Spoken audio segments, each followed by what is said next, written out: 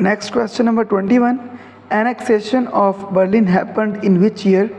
तो ये annexation of Berlin का क्वेश्चन खासा एम्बिगुअस है, लेकिन annexation of Berlin happened in 1945 according to internet.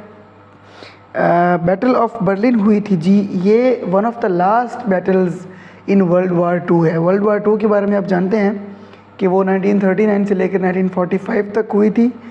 और एनेक्सेशन ऑफ बर्लिन में बैटल ऑफ बर्लिन के दौरान ये बर्लिन ऑक्यूपाई किया था एलाइड फोर्सेस ने at the end of world war two in 1945। Next question, those who live in glass houses should not throw dash.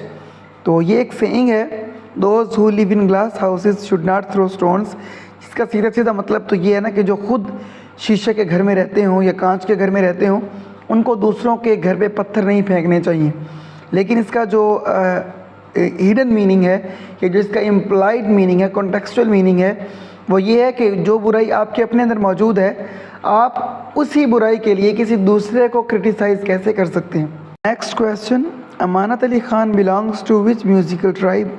अमानत अली ख़ान साहब मौसीकी के किस घराने से ताल्लुक़ रखते हैं। तो इसका सही जवाब है पटियाला घराना। अमानत अली ख़ान साहब पटियाला घराना से ताल्लुक़ रखते हैं। और ये सवाल 2022 में एक पेपर हुआ था लेक्चरार का इंग्लिश का, उसके जीके के पोर्शन में भी पूछा गया था।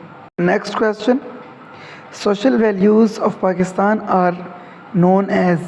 तो पाकिस्तान में जो सोशल वैल्यूज़ हैं उनको हम कलेक्टिवली एथिक्स का नाम देते हैं, और ये रूटेड होती हैं डीपली इस्लामिक प्रिंसिपल्स पर।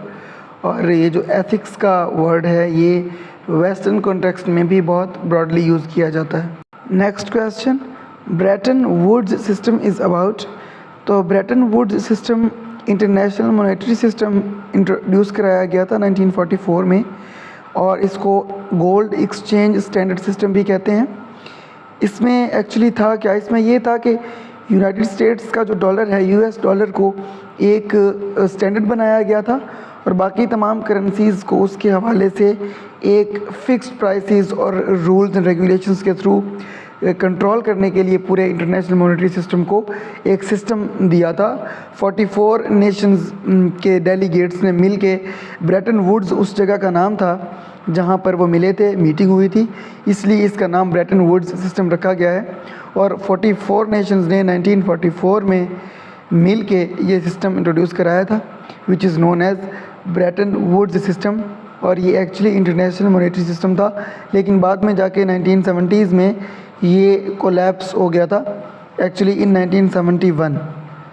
Next question, a word made by the initials of a sentence और a phrase is known as. तो ये एक्रोनिम होता है, हम इसमें बहुत ज़्यादा कंफ्यूज रहते हैं एक्रोनिम में और एब्रीविएशन में। एक्चुअली एक्रोनिम होता है जब कोई स्टेटमेंट हो, जैसे association of south east Asian Nations एक पूरा एक ऑर्गेनाइजेशन का नाम है, तो इसके फर्स्ट इन लेटर्स को, इनिशियल लेटर्स को लेके हम एक वर्ड बना देते हैं एशियान।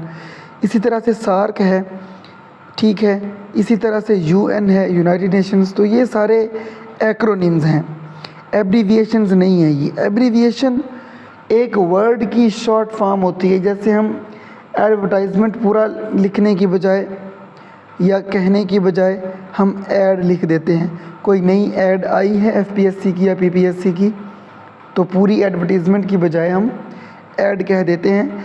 इसी तरह से डीआर लिख देते हैं डॉक्टर के लिए, एम फिल लिख देते हैं मास्टर ऑफ फिलॉसफी के लिए, पीएचडी फिलॉसफी डॉक्टर के लिए। तो ये इसी तरह से जो शॉर्ट किए हुए वर्ड्स होते हैं उनको हम एब्रीविएशन कहते हैं, और जो एक फ्रेज़ के पहले फ्रेज़ के वर्ड्स के पहले लेटर्स को लेके एक वर्ड बनाया जाता है उसको एक्रोनिम कहते हैं। Next question, by the skin of one's teeth. Idiom का मतलब पूछा था।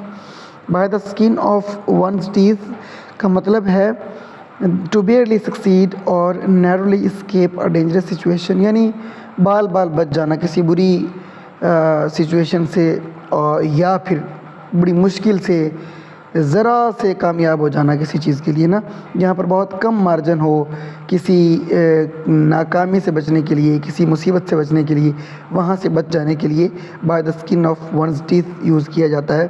For example he avoided the accident by the skin of his teeth. Next question, leopard can not change its dash.